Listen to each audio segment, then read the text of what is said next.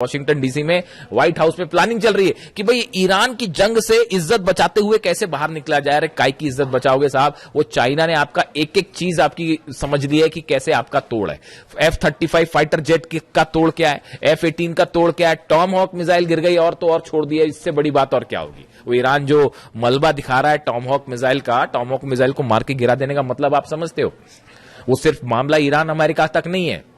जब Tom hoc missile गिरती है तो चाइना उसकी पूरी पोस्टमार्टम कर डालता। अच्छा, इनकी ये मिसाइल इतनी स्पीड पे चल रही थी, इतनी ऊंचाई पे चल रही थी, इस सिस्टम से मार के गिराया। वो टॉम हॉक मिसाइल का तोड़ उसने निकाल दिया। F-35 जेट अगर गिर रहा है, F-35 जेट अगर तबाह हो रहा है तो चाइना उसका पूरा एनालिसिस कर ले रहा है कि ये इतने ऊपर जाता है, इतने तेजी से मुड़ता है, इसमें इसको ऐसे टारगेट किया जा सकता है। वो पूरी काट निकाल दी अमेरिका के जितने वेपन्स हैं। आप देख लीजिए हालत क्या है। 18 शिप लेके आप पहरेदारी कर रहे हो, वहां पे खड़े हुए हो, अंदर जाने की आपकी हिम्मत नहीं है, खड़े हुए आप ईरान के दरवाजे पर। तो अब हालात ये है कि मुस्तफा खामेनी ने एक नया जो है वो संदेश दे दिया है डोनाल्ड ट्रंप को। उन्होंने कह दिया है पहले लेबनान में पूरी तरह से शांति करो, उसके बाद बात आगे बढ़ेगी, वरना हम बात ही नहीं करेंगे। और यूरेनियम तो भूल जाइए, वो सपना है, वो भूल जाओ। यूरेनियम नहीं मिलने वाला। पिकेक्स माउंटेन पर हमला करोगे, नेटो के बेसिस उड़ेंगे, यूक्रेन पर हमला होगा और सऊदी में, यूएई में, कतर में, दोहा में, बहरीन में, कुवैत में एक भी ऑयल रिफाइनरी सलामत नहीं बचेगी, एक भी इंफ्रास्ट्रक्चर नहीं बचेगा। वो जो लंबे लंबे ब्रिज है बहरीन और सऊदी के बीच में, सब मिसाइल्स के निशाने पर है। और ये जो बोलते रहते हैं ना बीच में डोनाल्ड ट्रंप की बस अब इतने % मिसाइल बनी, दुनिया में कोई नहीं जानता ईरान के पास कितनी मिसाइल सिटीज है। तो जागरोस की पहाड़ियों के नीचे अली खामेनी साहब जानते थे पहले से कि आज नहीं तो कल जो है वो हमला करेगा अमेरिका। उसी की तैयारी कर रखी थी, 4-5 साल की जंग की तैयारी कर रखी है। और अब तो भयंकर लीड बना लिए साहब, भयंकर लीड बना लिया। आपको क्या लगता है इजराइल हमला अगर ईरान अगर हार रहा होता या दब रहा होता तो अब तक इजराइल तो कूद गया होता जंग में। उसको पता है कि अगर जंग में आप कूदोगे उसके बाद तेल अवीव पे और हाइफा में ऐसे हमले होंगे इस बार कि मतलब रुकेगा भी नहीं वो मामला। तो अभी वो प्लान चल रहा है एक और, फिर जा रहे नेतन्याहू जी जा रहे हैं मिलने के लिए डोनाल्ड ट्रंप से, और वहां जाके देखते हैं मुलाकात में क्या होता है। वहां पे एक नया फिर प्लान, नया षड्यंत्र शायद जारी हो कि अब ऐसे हमले करेंगे, वैसे हमले करेंगे। अभी लेकिन एक नई थ्योरी चल रही है, इस पे अलग से बात करेंगे। वो यूक्रेन ये जो बैठक हुई जिसकी मैं जिक्र कर, अच्छा पहले मुस्तफा खामेनी साहब की बात कर लें। इन्होंने जो ये संदेश दिया लेबनान वाला, इसको गेम चेंजर माना जा रहा है। वो जो है उन्होंने कहा हम अपने न्यूक्लियर प्रोग्राम पे कोई बात नहीं कर रहे, हम स्ट्रेट ऑफ हॉर्मुज पे बात ही नहीं कर रहे, वो तो बंद है, वो कोई नहीं खुलवा सकता। ईरान की परमिशन के बिना खड़ा हुआ अमेरिका, 5 महीने से खड़ा हुआ, स्ट्रेट ऑफ हॉर्मुज बंद है। वो जब ईरान का मन करता है खोलता है, जब मन करता है बंद कर देता। क्या कर पाए आपके एयरक्राफ्ट कैरियर दुनिया के? अब्राहम लिंकन क्या कर पाए और जेरल्ड आर फोर्ड क्या कर पाए? और वो लॉन्ड्री में आग लग गई तो भग लिए, वो अलग। तो बेइज्जती हो रही है वो अलग हो रही है, सैनिक मर रहे हैं, थार्ड सिस्टम तबाह हो जा रहा है, जहाज में आग लग जा रही है, हरा पानी रहे, हरा तो छोड़िए खुद ही पिटे जा रहे हैं। क्या कि सुप्रीम पावर दुनिया की, सबको समझ में आ गया कोई सुप्रीम पावर नहीं है भैया। और मिसाइल के मामले में Iran is the new supreme power of the world, super power of the world, इसमें कोई शक नहीं है। वो कई लोग फिर अभी भी इस तरह के मैं सवाल देखता हूं कि रूस मदद कर रहा है और चाइना मिसाइल में मदद कर रहा है। ईरान को मिसाइल के मामले में किसी की मदद की जरूरत है? अभी भी आपको लगता है कि किसी और की मदद की जरूरत है? हाँ, मान लिया सैटेलाइट की मदद मान सकते हैं हम, सैटेलाइट मदद कर रहा है रूस, चीन सैटेलाइट से मदद कर रहा है, क्योंकि सैटेलाइट प्रोग्राम है नहीं तो बैन कर रखा था आपने, वरना वो ईरान बताया ईरान को आप ये बैन्स हटा लीजिए, उसके बाद देखिए ईरान कैसे तेजी से तरक्की करता है। वो ह्यूमन ब्रेन बना लिया उसने, एक वो जो खबर बताई थी मैंने आपको, ह्यूमन ब्रेन की सेल्स बना के एक आर्टिफिशियल ब्रेन बनाने, मतलब वहां पे जो है आप देखिए ईरान में जो साइंटिस्ट हैं कितनी तेजी के साथ काम कर रहे हैं। ये तब है जब वो 30 साल से बैन लगा हुआ है, तो हाहाकार मच जाता है दुनिया में। जरा से जो है बैन्स लगते हैं, कहीं कोई टैरिफ लग जाता है तो हाहाकार मच जाता है। और 30 साल से वो अली खामेनी साहब का ईरान जो है वो 30 साल से बैन भी झेल रहा है, उसके बाद भी देखिए आज घुटने पे हैं सबके सब।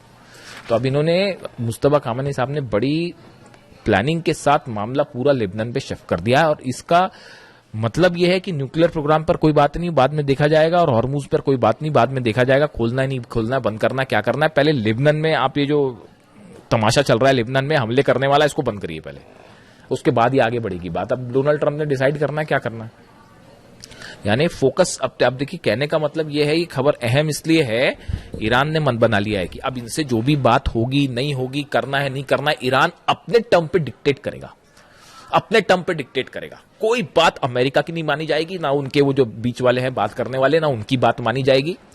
वही होगा जो ईरान तय करेगा, जो अहमद वाहिदी तय करेंगे, और अहमद वाहिदी वही तय करेंगे जो खामेनी साहब बता के गए और जो कासिम सुलेमानी साहब बता के गए। वो कासिम सुलेमानी साहब की जो स्ट्रैटेजी है ना, उसी से जॉर्डन ठोका जा रहा है और उसी से कुवैत ठोका जा रहा है, उसी से थाड और पेट्रियट ठोके जा रहे हैं। इसीलिए नहीं डरते थे डोनाल्ड ट्रंप कासिम सुलेमानी से कि अगर कासिम सुलेमानी होते तो पता नहीं क्या हो गया होता। खुद डोनाल्ड ट्रंप ये कहते हैं पता नहीं कितनी तबाही मचाते हैं, और सही कहते हैं। खैर, तो अब हालात ये है कि डोनाल्ड ट्रंप के सामने नई शर्त रख दी है लेबनान वाली। दूसरी तरफ ये बड़े बड़े जो प्लेन गिराने वाले दावे हैं, इसमें थोड़ा सा टाइम लगेगा सामने आने में। बाबल मंदेब जो है वो पूरी तरह से बंद है, क्लोज्ड। ईरान ने हुतीस की मदद के लिए बैलिस्टिक मिसाइल ड्रोन्स का एक बड़ा जखीरा तैनात कर रखा है यमन में, खासतौर पर बाबल मंदेब के आसपास। और लगातार जो है वो लड़ाई चल रही दोनों तरफ से। आपने देखा ही कल यमन में किस तरह से हमले हुए, और सऊदी लेड फोर्सेस और हूती के बीच में आमने सामने की जंग शुरू हो गई। कई गाड़ियों को आग लगा दी गई। जिस तरह से ऑयल रिफाइनरीज पर सऊदी पर हमला हुआ, पूरी दुनिया देख रही है। सबसे बड़ी जो आपकी जो ऑयल रिफाइनरी है अरामको, उसकी एक यूनिट पर जिस तरह से मिसाइल्स गिरी हैं, बैलिस्टिक मिसाइल, पूरी दुनिया देख रही है किस तरह से यानबू में और दूसरी एक जगह जो है वो हमले हुए और उसको कोई नहीं रोक पाया। तो अमेरिका तो फेल है ही पूरी तरह से, वो अपनी रक्षा नहीं कर पा रहा, तो सऊदी की रक्षा क्या करेगा। और ये प्लान चल रहा है, देखिए ये प्लान चल रहा है। खुद नहीं लड़ सकते तो बोले क्या एक नया मोर्चा खोल देते हैं, यूक्रेन को लड़ाओ ईरान से साहब, हथियार हम देंगे वहां लड़ना ताकि हमारे बेस पे हमला नहीं। आपने क्या समझ रखा है ईरान को और क्या समझ रखा है अहमद वाहिदी साहब को? यूक्रेन हमला करेगा तो वो क्या जॉर्डन पे हमला रुक जाएगा? अहमद वाहिदी साहब ने, जो मेरे पास जो जानकारी है, ईरान की सेना ने, आईआरजीसी ने अपना टारगेट तय कर रखा है, पूरे अरब से अमेरिका को बाहर निकालो, ट्रंप की सेना को बाहर निकालो, उसके बाद देखा जाएगा। इस टारगेट के साथ काम कर रहे हैं। और डोनाल्ड ट्रंप की कोशिश जो यूक्रेन वाला है उस पर अलग से बात करेंगे।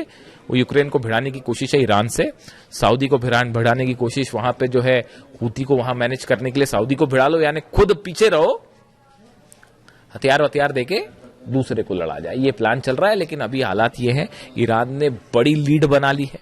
अब ये जो शर्तें रखी हैं मुस्तफा खामेनी साहब ने, इसका क्या होगा? बाबल मंदेब का क्या होगा? हॉर्मूज का क्या होगा? एक बड़ी जंग की तैयारी फिर शुरू है, अमेरिका की तरफ से भी, इजराइल की तरफ से भी।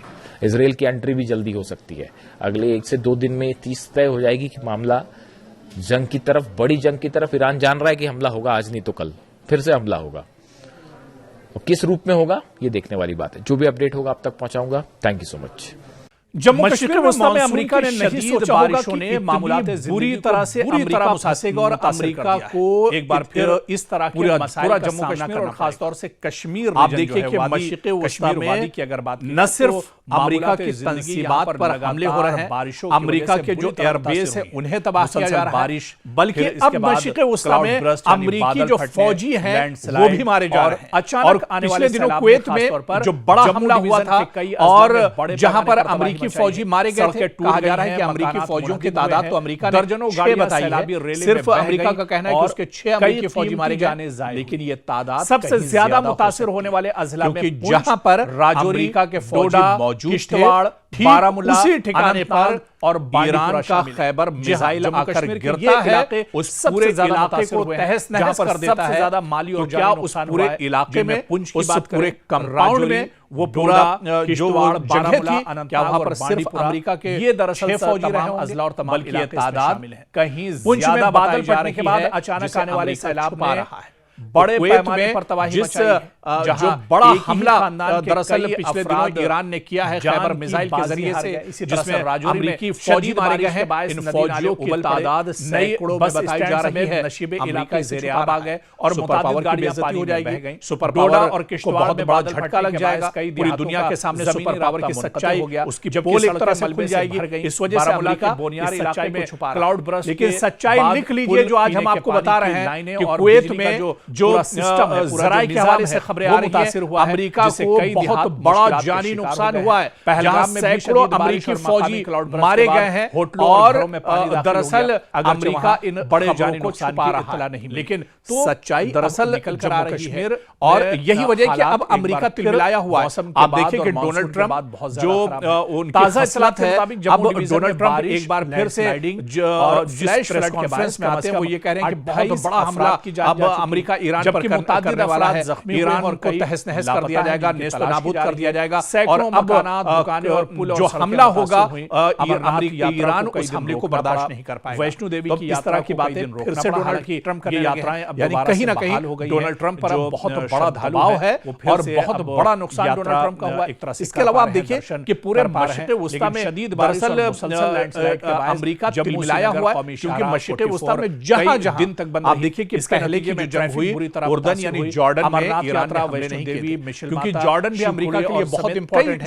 जब कतर पे, दुबई में, अबू धाबी में, यूएई में हमले बढ़ने लगे तो अमेरिका ने अपना जो पूरा इंफ्रास्ट्रक्चर था वो जॉर्डन भी मुकम्मल तौर पर, अब जॉर्डन भी महफूज नहीं है। उर्दन पर भी ईरान बड़ा सवाल फिर यही कर रहा है कि आखिर, क्योंकि यहां पर भी जॉर्डन में भी बहुत अहम एयरबेस अमेरिका का मौजूद है। अमेरिका के हजारों फौजी जॉर्डन के अंदर मौजूद है। पिछले दिनों जॉर्डन पर लगातार ईरान ने हमले किए हैं, तो जॉर्डन पर अब कई साल पहले आपको याद होगा कि इसके अलावा इराक में अब हमले ईरान ने शुरू कर दिए, तो मशरिक़ वस्ता का कोई भी हिस्सा अब महफूज नहीं है। और एक मंजिल तक तो आप भी जानते हैं कि मशरिक़ वस्ता के जितने ममालिक हैं, मशरिक़ वस्ता में जहां जहां अमेरिका के तंसीबात इंफ्रास्ट्रक्चर है, जहां जहां अमेरिका के एयरबेस हैं, वो सब दरअसल ईरान की हद में आते हैं। और ईरान जब चाहता है उस पर पानी भर गया था। अब सवाल ये उठता है कि अमेरिका जैसी बड़ी ताकत इन्हें इंटरसेप्ट, इन हमलों को क्यों नहीं कर पा रहे, क्योंकि इंटरसेप्टर तो आखिर इस तरह के हालात के पास कमी हो गई है। जितने इंटरसेप्टर या दिफाई जो निजाम था बड़ी वजह है पूरी तरह से मफलूज होकर रह गया है, और डिफेंस सिस्टम अब ईरानी हमलों पर नहीं रोक पा रहा है।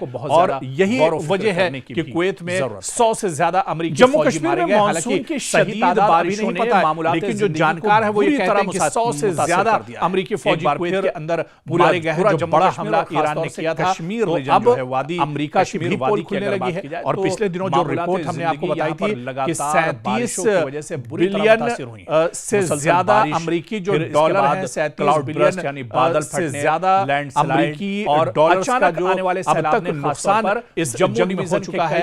यानी हिंदुस्तान के हिसाब से अगर टूट गई है तो ये अरबों खरबों में दर्जनों गाड़ियां सैलाबी अमेरिका का इस जंग में नुकसान हो चुका है। और अब ये अमेरिका की दरअसल कमर पूरी तरह से होने वाले अजला में अब अमेरिका दरअसल चाह रहा है कि किस तरह से किश्तवाड़ से बारामूला, अनंतनाग, वो चारों तरफ से शामिल इस जंग में पूरी तरह से जकड़ चुका है, वो चारों तरफ से घिर चुका है, जहां पर सबसे ज्यादा माली और जानी नुकसान हुआ है। निकलना चाह रहा है, अपने आप राजौरी बचाना चाह रहा है।